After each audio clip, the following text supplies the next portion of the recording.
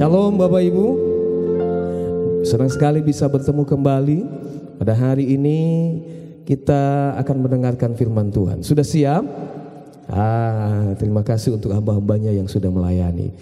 Semangat Bapak Ibu, karena di luar sedang hujan, cuacanya lagi dingin, tetapi hati kita harus berkorban-korban untuk Tuhan. Katakan amin. Tema kita dalam bulan ini adalah kemerdekaan yang sesungguhnya. Topiknya yang akan saya bawakan, ini menarik, ini saya bawakan dengan topik Matius yang dimerdekakan oleh Yesus. Apa?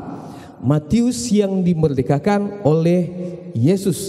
Kita akan coba cari tahu nanti bagaimana Allah mengubahkan Matius.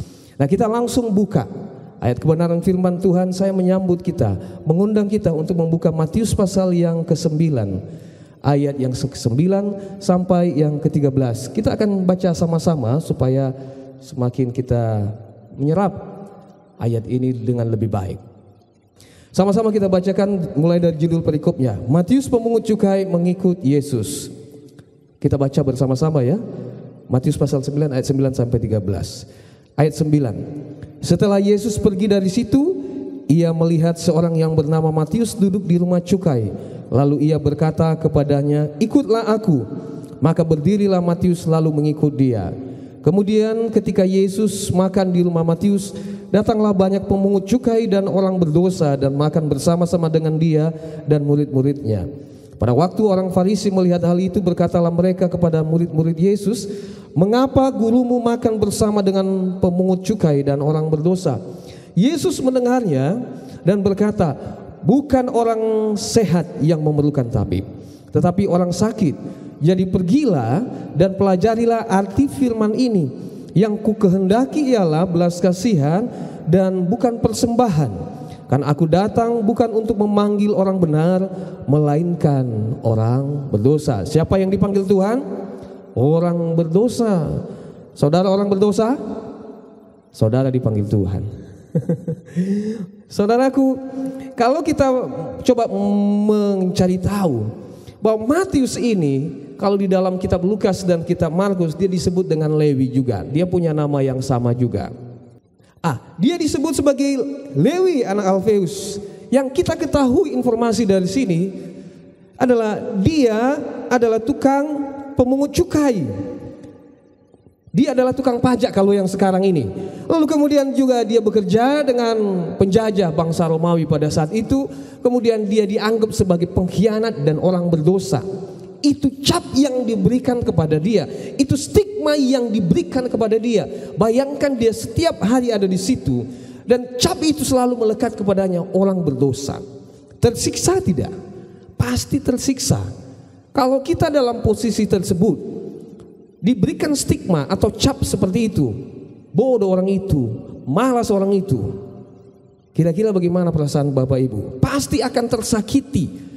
Sekalipun dia tersenyum, tapi dia bisa merasakan bahwa stigma itu melekat kepadanya, dan dia tahu itu, ya, dia tahu itu, karena dia menjalankan hukum Taurat. Tapi di satu sisi dia juga dicap sebagai seorang pengkhianat dan sebagai orang berdosa. Bapak Ibu, Bapak Ibu, setiap orang punya hak untuk mendapatkan kehidupan yang lebih baik. Katakan amin. Saudara ingin hidup lebih baik? Ya.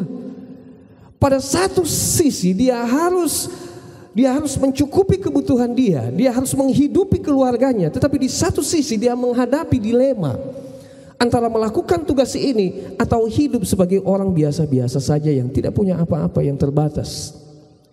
Apalagi pada saat itu zaman penjajahan, Bapak Ibu. Nah, kita coba lihat apa yang Yesus lakukan.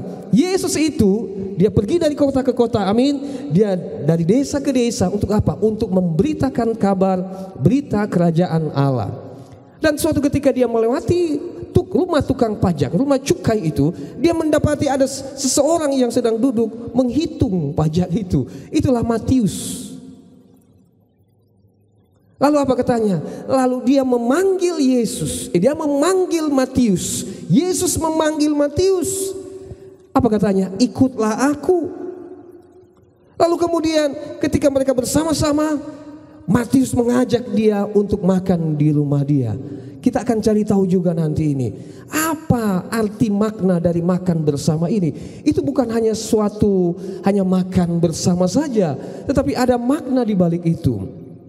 Apa yang Yesus lakukan berikutnya? Yesus bertemu pada akhirnya dengan begitu banyak orang. Apa? Orang pemungut cukai dan orang-orang berdosa lainnya. Strategi yang luar biasa yang coba saya renungkan. Dari seorang Matius, pada akhirnya berita kerajaan surga itu bisa sampai kepada banyak orang, termasuk orang-orang yang pemungut cukai lainnya dan orang-orang berdosa lainnya.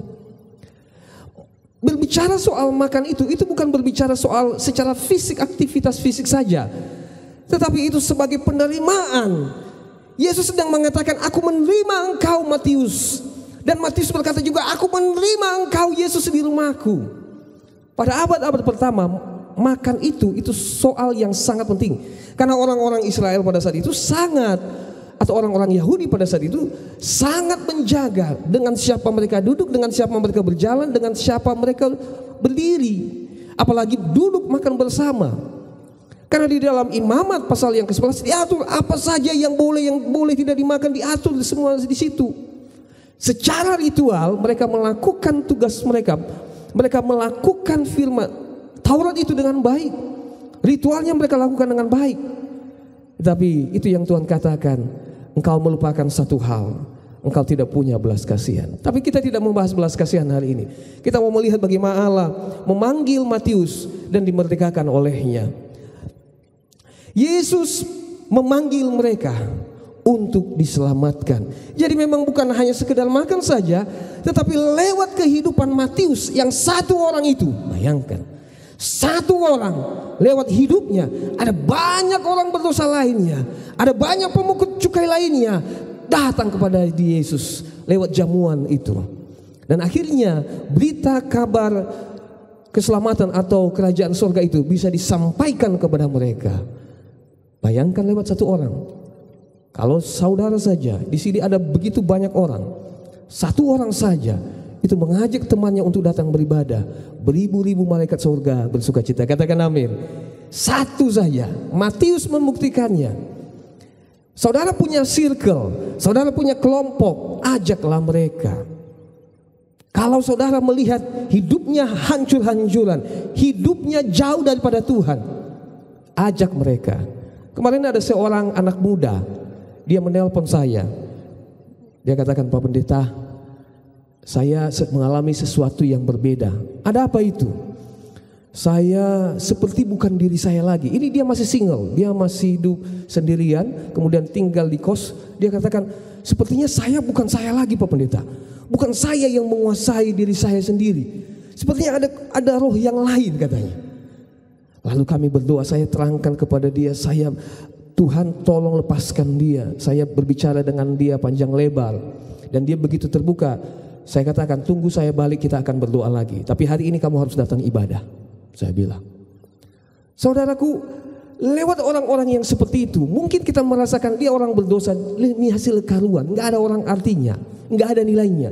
Tapi bisa saja lewat hidupnya nanti ada begitu banyak orang yang akan datang kepada Tuhan. Katakan amin. Jangan melihat kelemahan kita, jangan melihat kelemahan orang lain. Karena setiap orang punya potensi yang berbeda-beda. Walaupun pada sisinya dia memiliki kelemahan yang lain juga. Nah, kita lanjut. Apa yang Yesus katakan secara khusus di dalam Matius pasal 19 ayat 13. Jadi pergilah dan pelajarilah arti firman ini, yang ku kehendaki ialah belas kasihan dan bukan persembahan. Karena aku datang bukan untuk memanggil orang benar, melainkan orang berdosa. Yesus sedang mengatakan, bukan makannya yang aku butuhkan. Amin. Ketika orang-orang Farisi berkata, kenapa gurumu makan bersama dengan orang-orang ini, orang berdosa? Yesus tahu apa yang ada di dalam hati mereka. Yesus mendengar itu.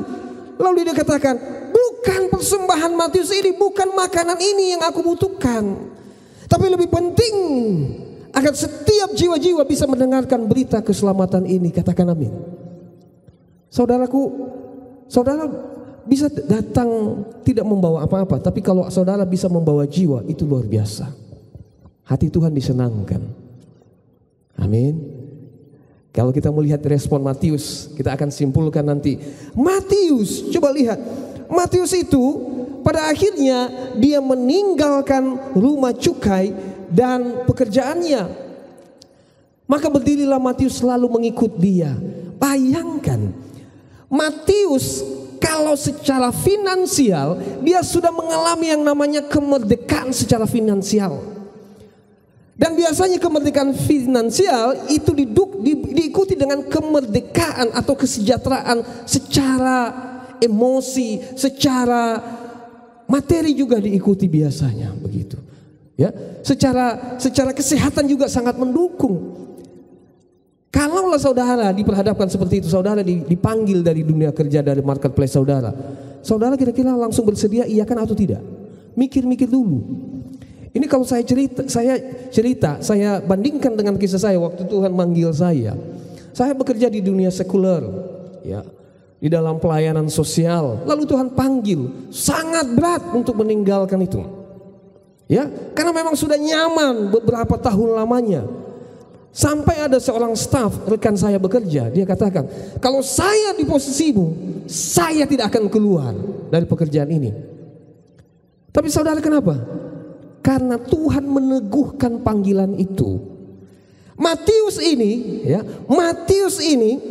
dipanggil Tuhan. Lalu dia katakan, firman Tuhan berkata, lalu dia mengikut Yesus. Pertanyaannya, kenapa dengan begitu cepat dia bisa mengambil keputusan itu? Dia begitu cepat bulat tekadnya untuk meninggalkan semuanya. Kenapa kira-kira? Karena satu hal. Semuanya karena satu hal, yaitu alasannya adalah Yesus jauh lebih penting dari segalanya. Amin. Yesus jauh lebih utama dari segalanya, Bapak Ibu. Saudara, ketika saudara mengatakan saya mencintai istriku karena dia cantik, maka sah-sah saja. Tapi ketika dia mulai memudar kecantikannya, apakah saudara tetap mengasihinya? Harusnya saudara berkata, saya mengasihi istriku karena Yesus. Amin. Saya mengasihi anak saya karena anak saya itu baik, pintar, cantik, ganteng, kaya. Tapi ketika dia menjadi nakal, ketika dia menjadi bangkrut, ketika dia menjadi orang yang kesurupan, lalu saudara bilang, anak siapa kau?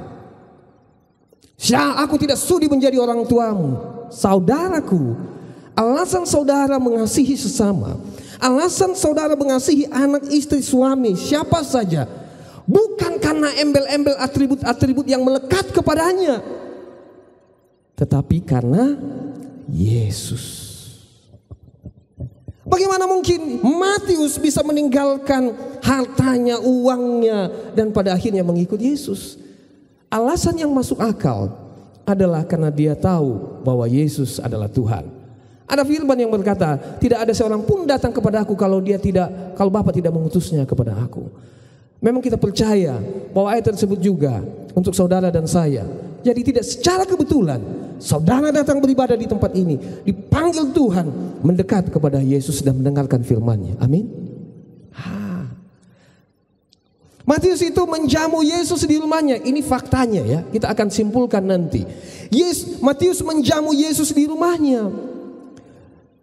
Dia membuka pintu hatinya. Bukan hanya saja rumahnya, tapi dia membuka hatinya. Dia menerima Yesus datang ke rumahnya. Dia menyambut Yesus masuk di dalam hatinya, masuk di dalam rumahnya, saudaraku. Bukankah firman Tuhan berkata, Wahyu pasal 3 ayat 20, lihat, aku berdiri di depan pintu dan mengetuk. Barang siapa membukakan pintu, aku akan masuk dan makan bersama-sama dengan dia. Amin. Nah, ini berbicara tentang bahwa Yesus menerima Matius, ajakan Matius untuk makan bersama-sama dengan Matius. Matius juga menerima Yesus. Ada semacam penerimaan. Tetapi itu bukan berarti Yesus menjadi berdosa. Ada seorang ibu dan ada juga seorang bapak berkata, bagaimana ya Pak ya? Saya tahu bahwa suami saya itu dia punya uang di luar dari gajinya. Saya tidak tahu dari mana-mana saja itu. Apakah kami berdosa ya Pak? Karena memang harus kuakui juga kami butuh uang itu. Artinya uang itu bisa saja jadi tidak halal. Saya berkata, doakanlah suamimu.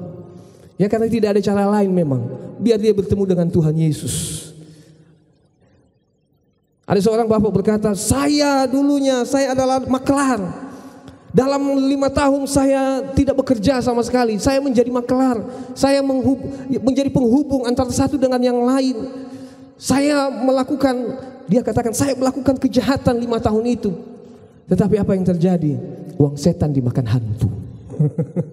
Dia mengalami sakit. Dan saya katakan kepada dia, sudahkah kaya kamu sekarang? Belum. Semuanya hilang begitu saja karena tidak diberkati oleh Tuhan. Maka saya katakan, berdoalah untuk suamimu. Saya tidak mau menjadi hakim atasmu. Berdoalah kepada Tuhan, mohon pengampunan Tuhan. Iya Pak, saya takut kalau anak-anak saya nanti sakit Pak. Kalau anak-anak saya tidak diberkati karena makan uang haram. Saya katakan, doakan kepada Tuhan. Bukankah ketika Yesus masuk di dalam rumah Matius, karena kecenderungan tukang-tukang cukai pada saat itu, kecenderungan walaupun tidak disebutkan di situ, mereka mengambil apa yang menjadi bukan haknya. Ingat Zakheus, kepala tukang pemungut cukai. Dia berkata, barang siapa yang kepadanya aku mengambil yang bukan hakku, aku menipu mereka, aku akan membalas 4 kali kepada mereka. Saudaraku, apakah Yesus berdosa ketika dia makan bersama dengan Matius dengan hasil dari dia pemungut cukai? Firman Tuhan berkata, Matius meninggalkan semuanya dan Yesus tetap makan bersama dengan mereka dan memberitakan kebenaran kepada mereka. Amin. Matius turut mengundang teman rekannya, sejawatnya serta orang kenalannya untuk makan bersama-sama dengan Yesus di rumahnya. Ini berbicara apa? Lewat hidupnya dia tahu dia butuh Yesus, dia tahu butuh diselamatkan. Tetapi di satu sisi dia tidak menjadi egois. Terkadang hidup kita jadi egois. Nah, tolak hegu mana? Ya udah mana? Gitu kan? Tetapi Matius tidak melakukannya. Ketika dia sudah membuka hatinya, membuka pintu rumahnya, dia tahu bahwa rekan-rekannya, orang-orang lain juga butuh Yesus. Makanya dia mengundang teman-temannya yang seprofesi dengan dia. Dia mengundang orang-orang berdosa lainnya. Bayangkan ini jamuan besar saya pikir. Karena coba, kalau misalkan Matius ini dia punya keluarga. Dalam satu keluarga ada 4. Belum lagi para dayang-dayangnya, belum lagi tetangganya, belum lagi setengah beenya ya. Kalau misalkan hadir di situ, kan orang pan banyak seperti itu. Contohlah, ada setengah beenya di depan jendela. Itu Matius di dalam rumah, ada Yesus dalamnya. Dia pasti, saya yakin orang dia setengah beeku, pamanku, mari paman, masuk. masuk. Itu mertuaku di depan pintu. Os dulu, biar dulu masuk mertuaku dulu, masuk mertua. Bayangkan, dikatakan pemungut cukai dan orang-orang berdosa lainnya kumpul di dalam rumahnya. Itu saya pikir jamuan yang sangat besar. Dia tidak egois, dia tidak hanya menyimpan keselamatan itu untuk dirinya sendiri, tapi dia membagikannya kepada orang lain dengan cara dia mengundang banyak orang untuk datang bertemu dengan Yesus. Ini luar biasa Matius ini ya. Nah, lanjut, dari sini kita bisa melihat bahwa Matius itu atau Yesus itu saling mengakui bahwa engkau adalah bagian daripadaku. Aku menerimamu apa adanya. Tapi dia tidak merasa bahwa Yesus itu adalah orang berdosa ketika makan. Tapi benar-benar Yesus membawa keselamatan bagi keluarga itu. Lanjut, poin penting yang kita mau lihat di sini. Poin penting yang pertama yang kita perlu pelajari. Dengar Yesus memanggil. Dengar Yesus memanggil. Saudara, ketika saudara mendengar firman Tuhan ini, jangan keraskan hati saudara. Matius merespon dengan tepat. Matius merespon dengan tetap mengikut Yesus. Karena dia tahu bahwa dia orang berdosa dan butuh diselamatkan. Dia sudah sangat tidak nyaman dengan stigma yang diberikan kepada dia. Dan hanya satu alasan yang memampukan dia untuk keluar dari stigma itu. Dia membutuhkan alasan yang kuat untuk bisa meninggalkan semua harta duniawi itu. Hanya satu alasan yang kuat, hanya Yesus. Dia merespon dengan benar dan mengikut Yesus. Terkadang kita dihadapkan dengan pilihan-pilihan seperti itu, pilihan-pilihan yang sangat berat. Tetapi ketika saudara susah untuk memilih yang kiri atau yang kanan, yang A atau yang B, datang kepada Yesus. Minta, Tuhan, jadilah kehendakmu, jangan menjadi kehendakku. Yang kedua yang kita pelajari, undang Yesus. Saudara mengalami kemerdekaan yang sesungguhnya. Saudara merespon panggilan Yesus dengan baik. Lalu kemudian mengundang Yesus dan menerima Yesus sebagai Tuhan dan Juru Selamat saudara. Mengundang dia dalam permasalahan saudara. Mengundang dia di dalam rumah tangga saudara. Mengundang dia di dalam pekerjaan saudara. Kalau di tempat saudara bekerja, belum ada kebaktian, belum ada teman circle di dalam hal kerohanian, ajaklah mereka untuk berdoa. Untuk berdoa untuk kantor di mana engkau berada, untuk sekolah di mana engkau belajar, undang Yesus. Amin. Sudah ada yang siap? Matius membuka pintu rumahnya, dan bukan hanya pintu rumahnya, tetapi Yesus masuk di dalam hatinya. Matius membuka hatinya untuk Yesus. Dan yang ketiga, kita mendengar Matius bersaksi dan mengakui Yesus sebagai Tuhan. Kemerdekaan yang sesungguhnya adalah kemerdekaan ketika saudara bisa menyuarakan suara kebenaran. Indonesia ini sudah merdeka, tapi lihat, ada penolakan gereja di mana-mana. Sudah merdeka. Kemerdekaan yang sesungguhnya ketika semua kita, saudara dan saya, bisa beribadah dengan bebas. Amin. Oleh karenanya Matius menggunakan kemerdekaannya itu untuk menjadi saluran berkat bagi banyak orang lain. Dia mengundang banyak orang untuk mendengar kabar keselamatan.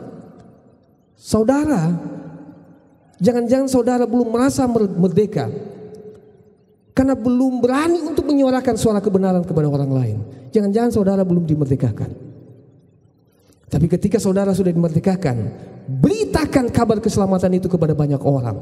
Dengan cara yang berbeda-beda silahkan. Dengan profesi kita yang berbeda-beda silahkan, Bapak Ibu. Itulah kemerdekaan yang sesungguhnya. Tapi ketika saudara masih dibayang-bayangi ketakutan, apakah benar yang saya lakukan? Apakah ini yang Tuhan kehendaki? Sudah pasti itu yang Tuhan kehendaki. Dan yang terakhir, kemerdekaan yang sesungguhnya ketika saudara tunduk menjadi murid dan melayani Tuhan.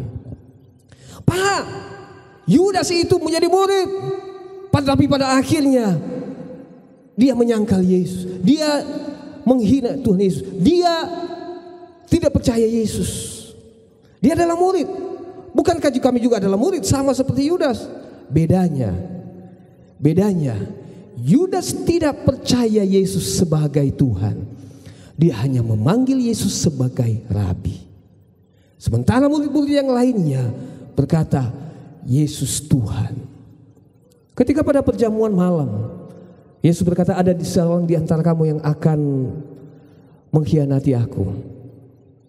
Murid-murid berkata, bukan aku Tuhan, bukan aku Tuhan. Tapi Yudas berkata, bukan aku Guru. Amin. Jadi ke saudara meyakini bahwa Yesus adalah Tuhan, maka jadilah murid yang setia. Setia sampai akhir. Kalau ada istilah